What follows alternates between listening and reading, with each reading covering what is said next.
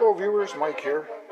We're looking at the back of my blade welder, and thanks to some new information that I've received, this thing is beginning to operate as it should. And first of all, let me show you, I don't know if you can see down in there, but right down kind of in the middle of the screen there's a switch. That is the switch that was missing originally, and there was no evidence that was gone other than that little curious bracket. So I was able to fit a little push button switch in there, normally open, momentary on, and I see you can see it. This is the switch right up in here, and it seems to function okay. And I have changed the wires around to match up with the new schematic I got. So in a second I'll give you a demo and show you where I'm at. So this is my little bench test setup, and I just got it wired right into a plug, 220 plug that runs through a drop cord and goes back to my plug-in on the wall, and I kill the circuit with the circuit breaker up there on the wall. Okay, let's weld the blade.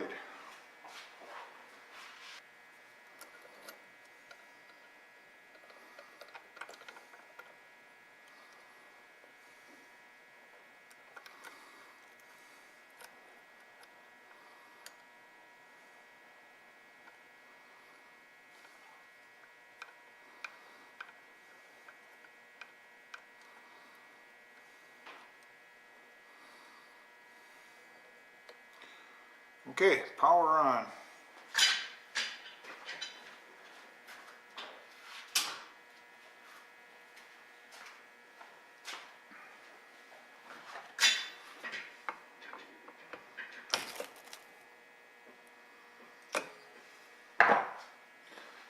Power off. Now I don't have the anneal circuit working yet, but here's the blade. I don't know if you can see that or not. Looking pretty good. Now we need to anneal it, and since I don't have the anneal circuit, we'll use a torch.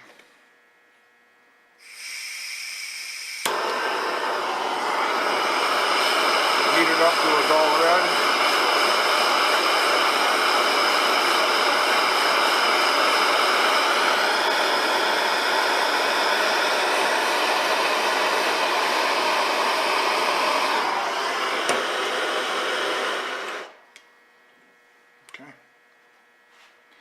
Okay, it should be annealed now. Let's check it, see if it's going to work. Yeah, good. Alright, so we've got a successful weld, and I've done several of these, so it's consistent. Now, I might have mentioned that anneal circuit isn't working in this, and I thought I had that wired up properly, but when I flipped the breaker on to put the power on it, it immediately tripped the breaker and it went black here in the shop, and billows of smoke went rolling out of that transformer. But luckily I don't believe I've heard it because the weld is still working. So I put together this little folder here, and this is the information that DeWalt sent to me, and this covers 1939 to 1944. Somewhere in here I read that it covers the number of welders 39,500 to up to this year somewhere. And actually this one is even later than my saw is. My saw serial number is 39,287, so this doesn't even cover anything that far back. But anyway, it's close enough. And this is real good documentation here. And it goes into a real detailed description of the general specifications and layout, and it also details out,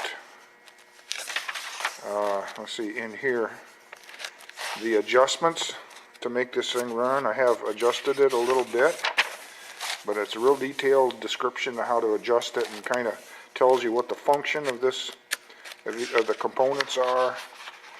And so then it goes into, there's the blade. I guess you cut the blades with that. Some stuff that I don't even need, like an etching pencil information, which I don't have and don't have any desire to have. But then this schematic was sent to me by a subscriber, Gary, and he was kind enough to provide this to me. He found this blueprint inside his old saw when he took it apart, his old blade welder. And this this is really nice. This has probably led to me the biggest contributors leading to getting a successful weld. I still don't totally understand this, but I understand the weld circuit enough to get it working. I haven't really been able to figure out the anneal circuit.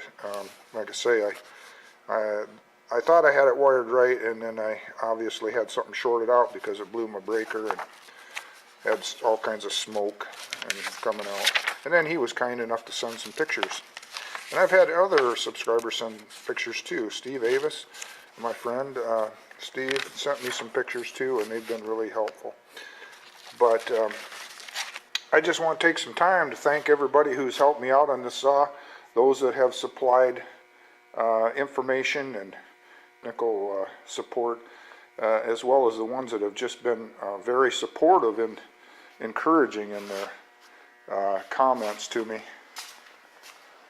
So we're getting closer on this thing, and it can't be completed any too soon to suit me. I mean, I have worked on this thing for months, and I'm ready to get it back into the saw, into this hole on the face of my saw here. It'll be glad to get that covered up.